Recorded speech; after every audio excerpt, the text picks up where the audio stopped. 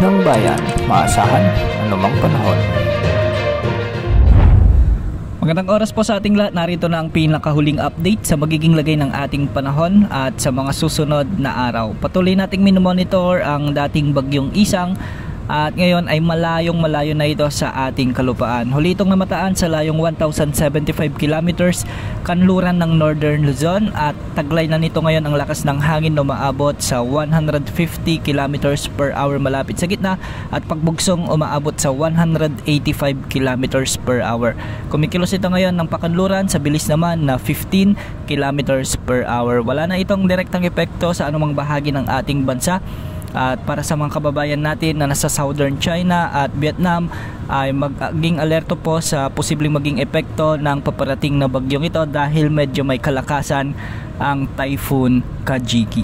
Samantala, patuloy rin nating minomonitor ang low pressure area na nasa silangan ng Mindanao. Sa ngayon ay mataas na ang tsansa nitong lumakas bilang bagyo sa mga susunod na oras at kung sakali nga ay tatawagin ito bilang bagyong Jacinto. Huli itong namataan sa layong 430 kilometers silangan hilagang silangan ng Hinatuan, Surigao del Sur at base sa mga pagtataya o forecast outlook nito ay kikilos ito ng pahilagang kanluran sa mga susunod na araw. Bukas, posibleng lumapit ito sa bahagi ng Eastern Visayas at ang worst case scenario naman ay posibleng maglandfall ang sentro nito sa bahagi ng Eastern Visayas. Dediretsuhin nito ang Bicol region hanggang sa may Central Luzon at o di naman ay sa Northern Luzon. Inasang magdadala ito ng mga pag-ulan sa maraming lugar sa bansa dahil bukod sa ulang dala nito ay palalakasin din nito ang habagat o southwest monsoon na magdadala rin ng mga pag-ulan lalong-lalo na sa kanlurang bahagi ng ating kapuluan.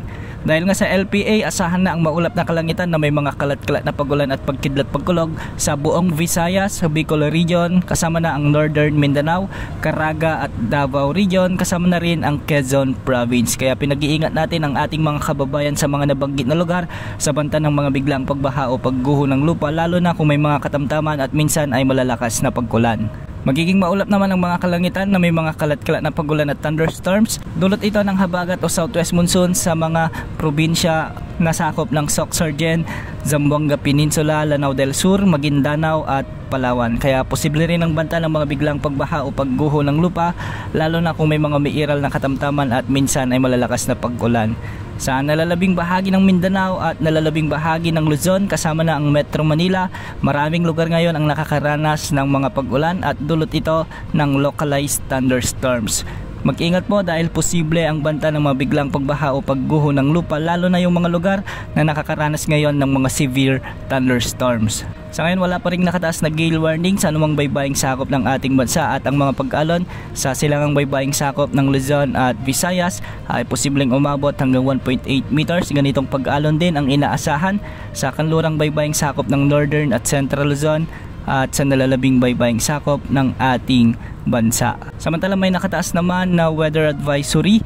Ito ay dulot ng LPA at southwest monsoon sa maraming lugar sa bansa dahil sa bahagyang paglapit ng low pressure area o potensyal na bagyong Jacinto sa ating kalupaan. Ngayong araw, posible ang mga mula 50 hanggang 100 mm na pag-ulan sa Masbate, Albay, Sorsogon, Biliran, Eastern Samar, Leyte, Northern Samar, Samar Province, Southern Leyte, Bohol, Cebu, Agusan del Norte, Agusan del Sur, Dinagat Islands, Surigao del Norte at Surigao del Sur. Samantala, dulot naman ng habagat, asahan din ang mga pag-ulan ngayon sa may Aklan, Antique, Capiz, Guimaras, Iloilo at Palawan. Ang mga lugar na ito ay pinag-iingat natin sa banta ng mga pagbaha o pagguho ng lupa, lalo na kung may mga umiiral na matitinding pagbuhos ng ulan. Yan muna ang latest sa lagay ng panahon. Antabayan na ng mga susunod na updates o call sa potensyal na bagyong Jacinto. Ito po ang weather update ng bayan, maasahan anumang panahon.